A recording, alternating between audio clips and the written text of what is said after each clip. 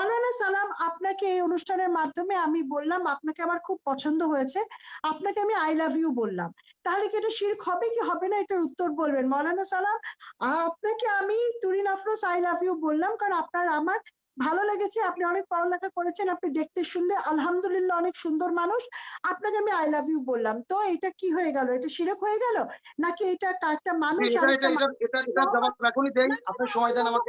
পরে আপনি পরে কথা বলবেন।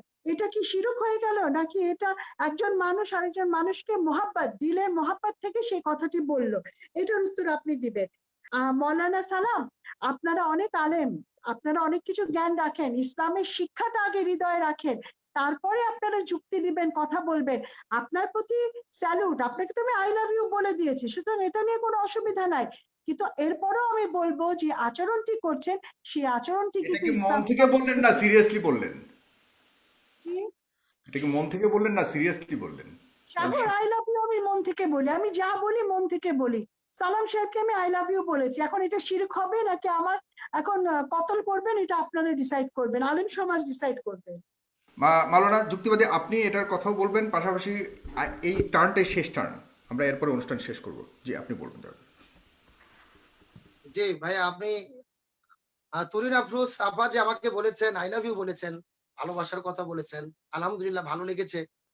কিন্তু উনি যে প্রশ্নটি করেছেন যে আই লাভ ইউ বললে তাহলে সেটা পূজা হবে কিনা, আমি বলতে চাই আপনি বোন হিসেবে যদি আমি ভাই আমাকে আপনি ভালোবাসেন, তাহলে আমার মৃত্যুর পরে আপনার দায়িত্বটা কি?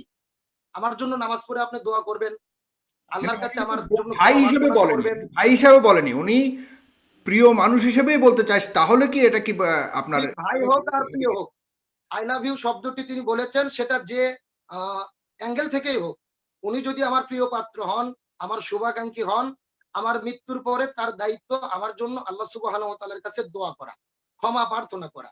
কিন্তু আমার মৃত্যুর পরে আমার মতোই একদম আবহ তৈরি করে একটা ভাস্কর্য তৈরি করে তিনি আমার গলায় ফুল দিবেন, এমন ভালোবাসা আমি চাই না। ইসলামের শিক্ষা এটাই, আমার মৃত্যুর পরে তিনি আমার জন্য দোয়া করবেন, আমার আত্মীয় স্বজন থাকলে তাদের খোঁজ খবর নেবেন, তাদের যদি খাদ্যের প্রয়োজন হয় খাদ্য দেবেন, তাদের বাসস্থানের প্রয়োজন হয় থাকার জায়গা দেবেন, এটা তার ভালোবাসার মানুষ হিসেবে তার দায়িত্ব। কিন্তু আমি এমন ভালোবাসা চাই না আমি মরে গেলে আমার মূর্তি বানিয়ে তিনি সেটাকে সম্মান করবেন। এরকম ভালোবাসা করলে আমি কবরে বসে বসে শাস্তি পাবো। আজকেও আলেম ওলামা এটাই বলেছেন, বঙ্গবন্ধু আমাদের হৃদয়ে আছে, আমরা চাই তিনি জান্নাতে যায়, কিন্তু বাংলাদেশে এমন কিছু কার্যকলাপ যাতে না হয় যার দ্বারা কবরে তিনি শাস্তি পাবেন।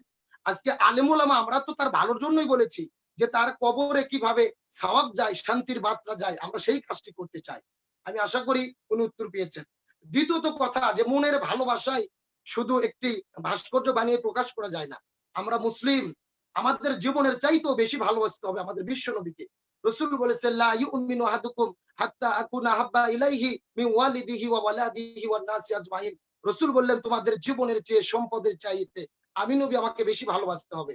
আল্লাহ বললেন কুল ইন কুনতুম তুহিব্বুনাল্লাহা ফাত্তাবিউনি ইউহিব্বুকুমুল্লাহ ওয়া ইয়াগফির লাকুম যুনুবাকুম আল্লাহু গফুরুর রহিম।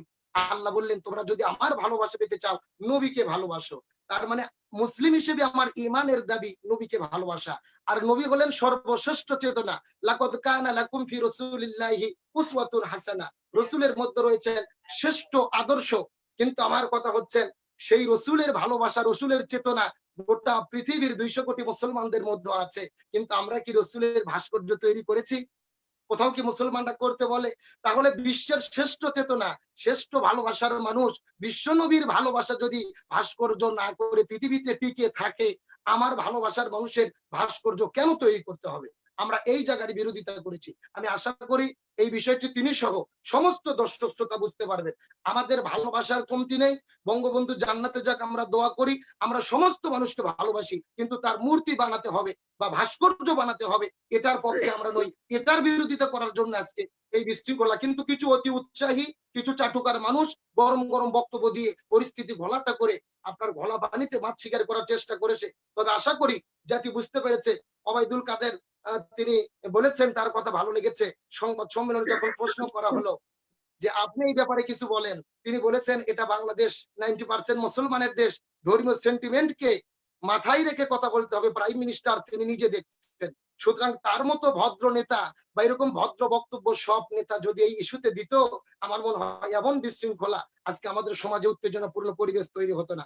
উনি বারবার বলেছেন আমাকে নাস্তিক বলেছেন, আমি সেই বক্তব্য স্পষ্ট বলেছিলাম নাস্তিক কারা? যারা স্রষ্টাকে বিশ্বাস করে না, স্রষ্টার আইনকে বিশ্বাস করে না, স্রষ্টার আইনকে বাদ দিয়ে মানব রচিত আইনের পক্ষে কথা বলে। আমি বলেছিলাম স্রষ্টা বিরোধী যারা তারা নাস্তিক। উনি যদি আল্লাহকে বিশ্বাস করেন আলহামদুলিল্লাহ, স্রষ্টাকে বিশ্বাস করেন আলহামদুলিল্লাহ, আমি কেন তাকে নাস্তিক বলতে যাব? কিন্তু আমি তাকে সর্বশেষ প্রশ্ন করতে চাই, পৃথিবীর মানুষেরা দুই ভাগে বিভক্ত, হয় আস্তিক না হয় নাস্তিক।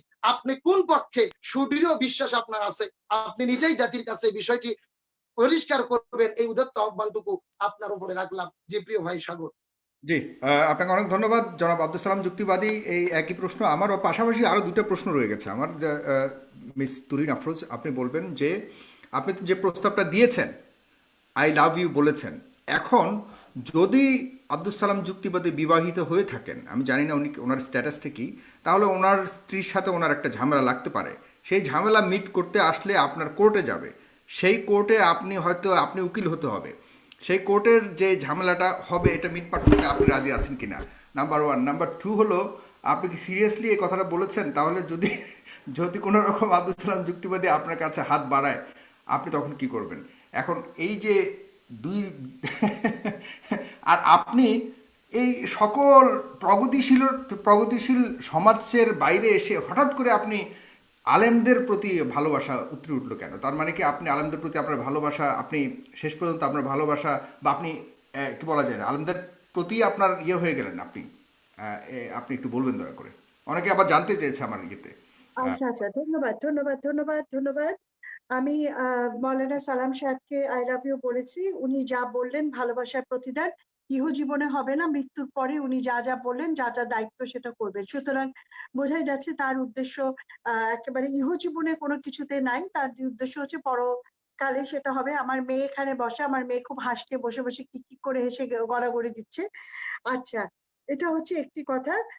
দ্বিতীয় কথা হচ্ছে, প্রশ্ন করেছেন যে যদি আইনের ঝামেলা হয়, আমি আইনের ঝামেলা হলে অবশ্যই উকিলের দায়িত্ব পালন করব, কিন্তু আমি কোনো পুরুষের বিরুদ্ধে মানে কোনো নারীর বিরুদ্ধে মামলা করি না। সুতরাং তার স্ত্রীর পক্ষেই হচ্ছে দাঁড়াবো, মামলা করব। আর আপনারা ভাস্কর্যের কথা বলেছেন মৌলানা সালাম, আপনি বলেছেন বঙ্গবন্ধুকে ভালোবাসার বিভিন্ন উপায় রয়েছে। আমি অবশ্যই আপনার সাথে একমত পোষণ করি। ভালোবাসা প্রকাশের অনেক রূপ আছে। সেটা যে একেবারে ভাস্কর্য দিয়েই করতে হবে সেটা আমি কখনোই সেটা বলছি না। এটি একটি উপায়। এটি করলে যে এটা হারাম হয়ে যাচ্ছে তাও কিন্তু না। কিন্তু কথা হচ্ছে, আমার বক্তব্যটি হচ্ছে যে এটি একটি উপায়, এটি হতে পারে। কিন্তু একেকজনের যে ভালোবাসা সেটা কিন্তু একেক রকম ভাবে প্রকাশ করার উপায় রয়েছে। আপনি শুধু বঙ্গবন্ধুর ভাস্কর্য নিয়ে কথা বলছেন কেন? আমাদের বাংলাদেশে তো জিয়াউর রহমান সাহেবের ভাস্কর্য আছে চিটগাঁগে, সেটা নিয়ে কোনো কথা বলা হচ্ছে না। মধুসূদনের ভাস্কর্য আছে, সেটা নিয়ে কোনো কথা বলছে না। কাজী নজরুল ইসলামের ভাস্কর্য রয়েছে বিভিন্ন জায়গায়।